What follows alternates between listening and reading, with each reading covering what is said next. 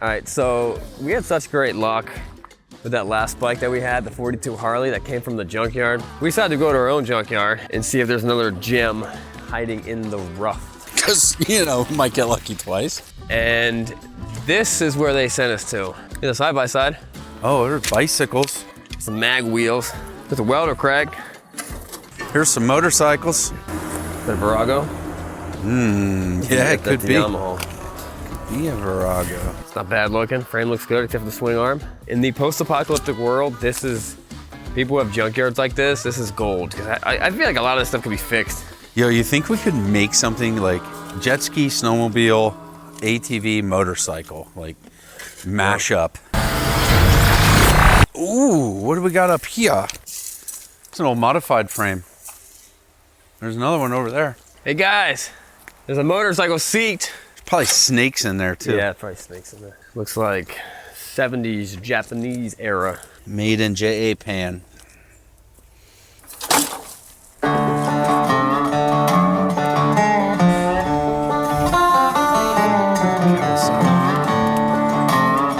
Wonder if Sean had like this grand illusion, like we're gonna come to the junkyard and there's gonna be like a 1950 panhead sitting in the weeds.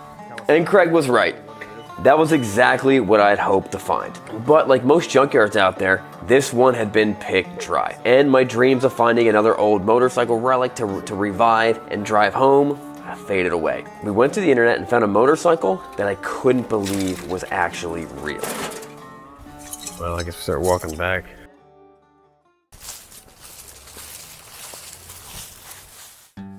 This is a 1972 Benelli 175. Benelli is an Italian brand, and this bike has just over 1 mile on it. That's right, 1 mile. The story is it never sold from when it was brand new. The dealership ended up closing down, the bank acquired it, and it sat in the moist basement of a building for almost 40 years. And for some odd reason, the bike was never prepped, so the Kickstarter and the shifter was never put on, and they were also missing.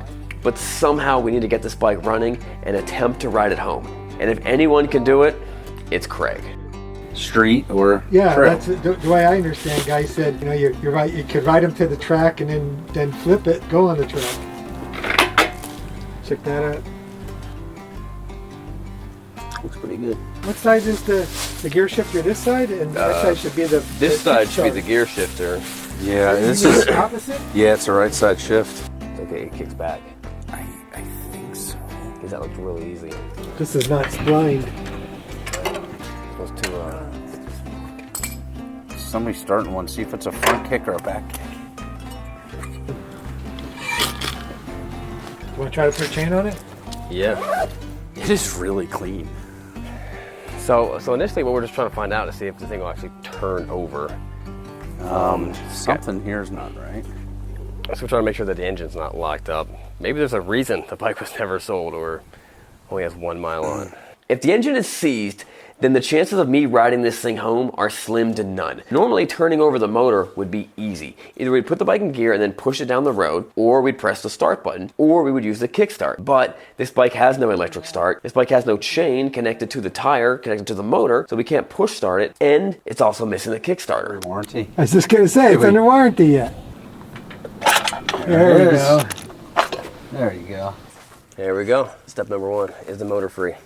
Look how shiny those coils are in there. You know what? And we have a big impact drill in the truck. We could use that to start this thing, couldn't we? I don't know if that's a great idea. Because it's an amazing idea? Yeah. Just because it's my... Right, because it's your idea. It's my idea? It's turning, but it's still turning a sprocket. We're not neutral yet. Oh, is that what you wanted to do? Yeah. Oh, I'm sorry. Let me go all the way down and half up. Does it feel like it's shifting at all? Yeah. Okay, cool. So we're trying to get it in neutral because this is the engine spinning.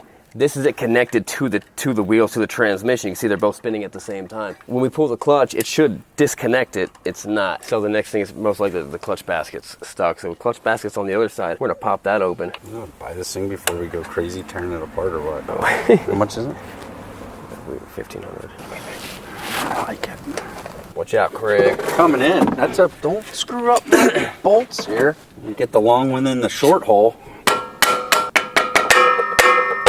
It's coming. There you go. Got it. Look at that. I'm trying to figure out how we can get this thing started.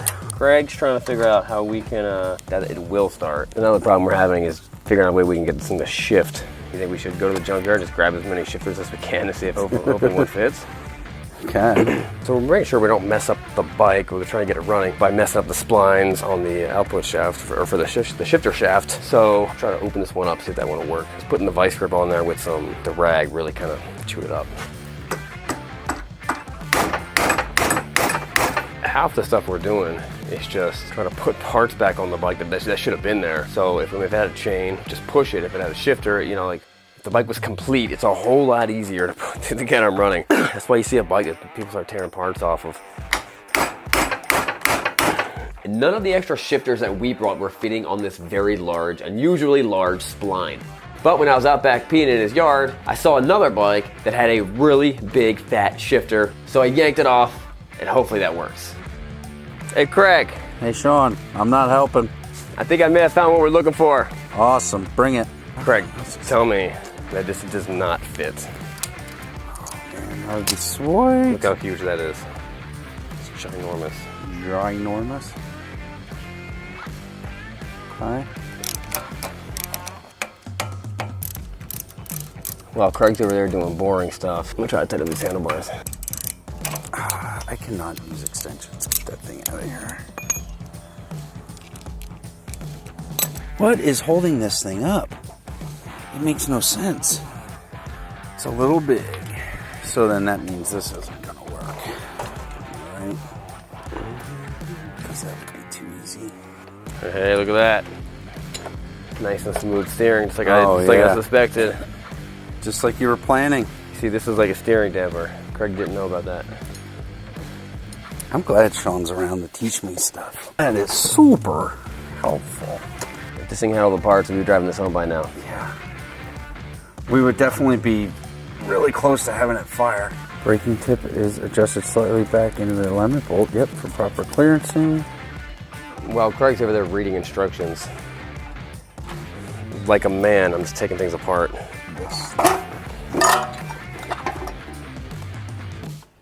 So part of what was supposed to be holding the tank down is this strap right here. And as you can see, some type of badger probably ripped it off.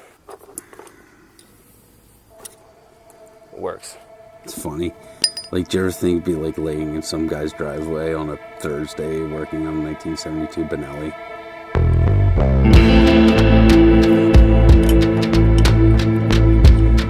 So while Craig was wasting his time working on the chain, I was doing something important and awesome, and I was gonna see if the carburetor was nice and clean. Heat this fuel line up a little bit, and I'll stick it back on there. Is that a good idea? Or is that a horrible idea? To heat the fuel line with a lighter? Yes. Well, you know, sometimes you gotta live on the edge.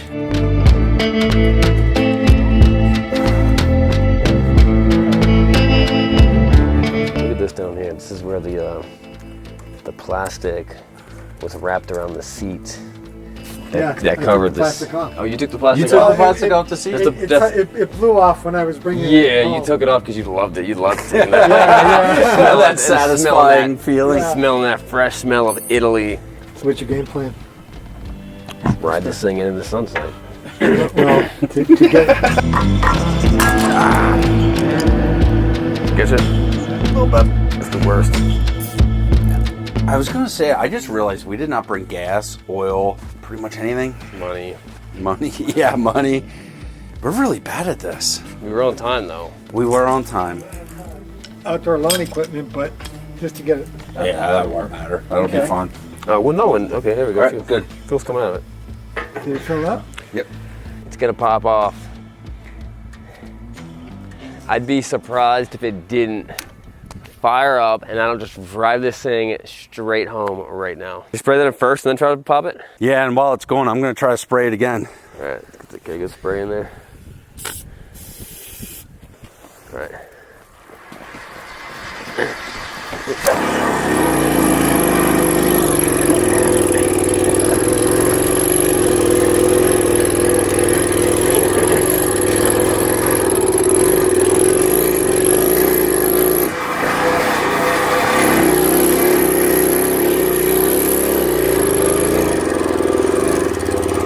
feel like we don't have fire. Maybe it needs that battery.